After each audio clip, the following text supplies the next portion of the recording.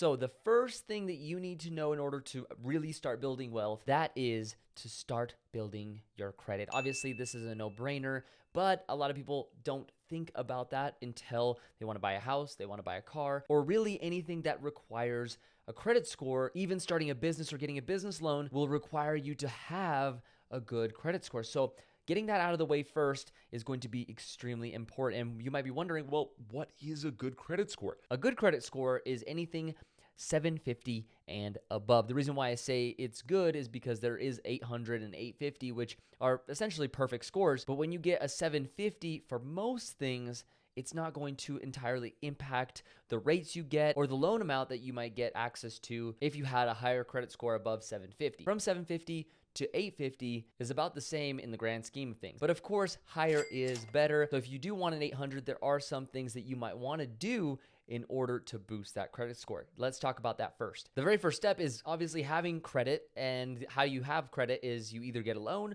or you get credit cards, and make sure to pay off those credit cards each and every month. Not just the minimum payment, even though that is a good habit, but the better habit is actually to pay off the entire credit card. So if you make a purchase of $2,000, paying that balance off within that first month is crucial. And I know people like Dave Ramsey will say, don't get a credit card, use your debit card. But when it comes to getting a loan or any kind of financing for that matter, you should have a credit card. You just need to know how to use it wisely. And if you do use it wisely, you'll even get points. But that's for another video. Let's discuss if you're a teenager and you're like, wait, I can't get a credit card. Well, little known fact is actually you can be put on your parents' credit card. If they have a good credit score, then when you get put onto it, you will too as soon as you turn 18. Now, if they have a bad credit score, maybe it's not the best option, but if they do and they don't put you on there, you're missing out from having good credit early on. And so if you're a parent and you're watching this, make sure to help your kid out by one, improving your credit, but two, adding them to your credit card and making sure that they have a good credit when they're going into their financial future. The next thing about building wealth is you either need to have a business or you need to get a job. And let's talk about both. The reason why I say job is probably better first than trying to start a business is because you're going to learn and get paid to learn the things that will ultimately lead you to having a successful business. Whether it's customer service, sales, marketing, advertising, design, any real skill that you might learn in college, maybe besides becoming a doctor or a lawyer or essentially anything that might require a degree, you can pretty much get paid to learn these skills on a job. And not only that, but you might actually find what you love doing, and then you can focus on creating a business around that. On top of all that, you might even make some really good friends along the way. Some of my closest friends actually came from previous jobs and businesses that I worked for, and I'm so thankful that I did. And the next thing is you want to maybe start a business. And a little known fact is that the majority of multimillionaires all have multiple streams of income.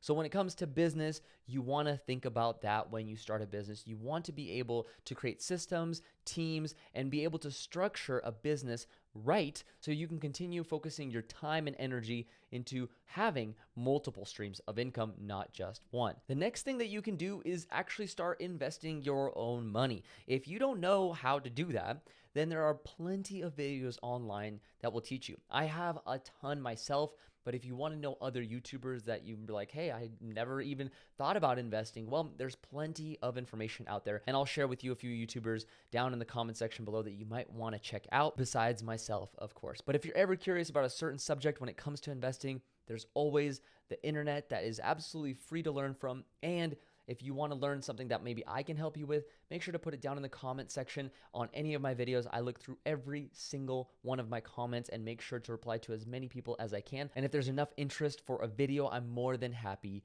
to make it. And if you're like, well, I'm not even 18, how can I even invest? Well, your parents can actually open up a custodial account for you and help you on your journey early on. So if that's something that's interesting to you, if there's a will, there's a way. And that's actually how I got started on my investing journey. Around the age of 15 and 16, I got my very own custodial account. And because of that one decision that I decided to make as a young teen, I ended up learning so much along my journey. And that is why I make this channel for you guys. So again, if you like this content, make sure to smash the like button. But I got a few more for you. And the next one to building wealth as a teen is to make sure to constantly be learning, not just from me, not just from YouTubers, but even reading books from time to time. That is, I think, one of the lost arts of kind of our modern era. And there are tons and tons of books that have been written on not just investing, but so many other subjects, including how to build wealth, real estate, investing in the stock market, what are bonds, what are ETFs, what are mutual funds, all of that